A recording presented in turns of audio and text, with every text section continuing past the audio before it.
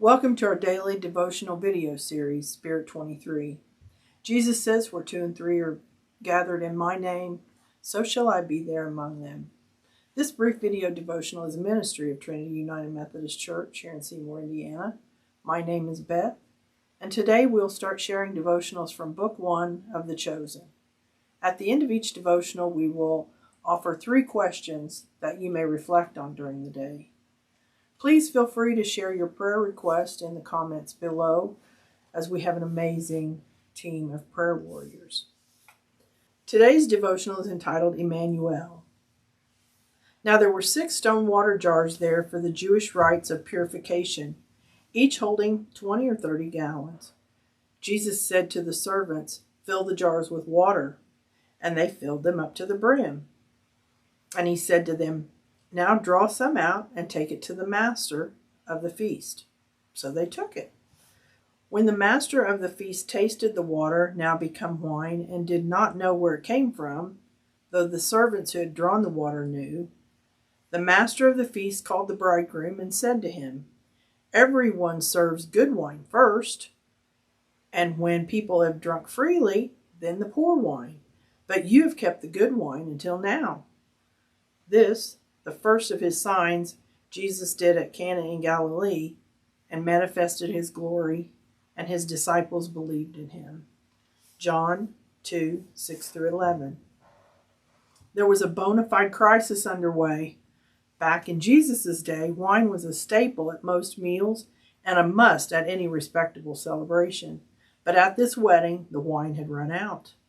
A humiliation of epic proportions for the groom's family, who was hosting the party.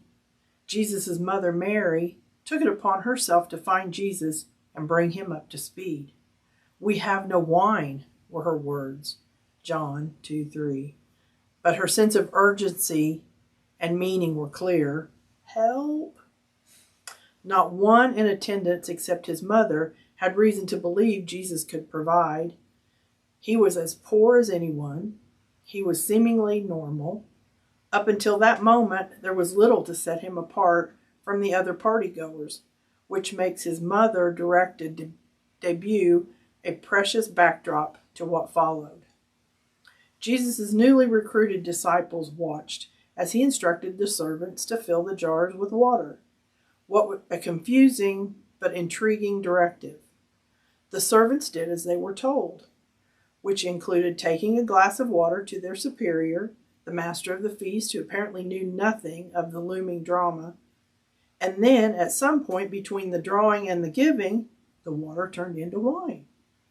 Not just any wine, but awesome wine, quality of which brought honor to the host, since common practice was to serve the cheap stuff as soon as the guests were too drunk to notice. The party and reputation of his friends were saved, but all of the miracles Jesus could have performed first, he chose a wedding and wine and only a few witnesses. Why? Because he's Emmanuel, God with us. Matthew 1:23. The setting of his first miracle, the need in front of Jesus, potential embarrassment, and his obedience to his mom were consistent with everything else in his life. He was ordinary. Jesus was born in a stable, raised by simple people, and worked as a carpenter, just like his dad. He attended school and synagogue, and now a party, because God's method of rescuing the world was to enter into it. For the next 3 years, the disciples saw Jesus do extraordinary things in ordinary, everyday circumstances. They watched the Messiah be hungry, happy, tired, frustrated, angry, and in the Garden of Gethsemane, afraid. They saw him love on the poor and rich alike, often using the common to display his heavenly glory, like loaves and fish, and mud, waves, trees, and tombs. They learned to minister to real people with real problems, to love without prejudice, to preach the gospel, no matter the conditions, to perform miracles, and to obey unto death.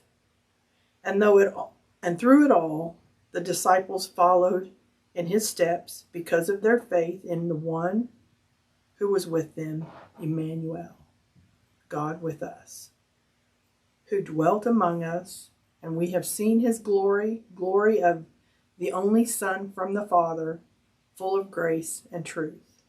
John 1:14. Our prayer focus today, thank God for Emmanuel and ask him for help in your pursuit to find the extraordinary in your ordinary. Moving forward today, you can consider these questions. At this moment, what circumstances are most difficult for you? How should knowing that God is with you affect the way you respond to your circumstances? And just as the servants at the wedding had to draw water before they actually saw the water turn into wine, what are the ways you can step out in faith as a result of his promise to be with you? Thank you for tuning in, and we would love to see you in church on Sunday at 10 o'clock here at Trinity at 333 South Chestnut Street. God bless.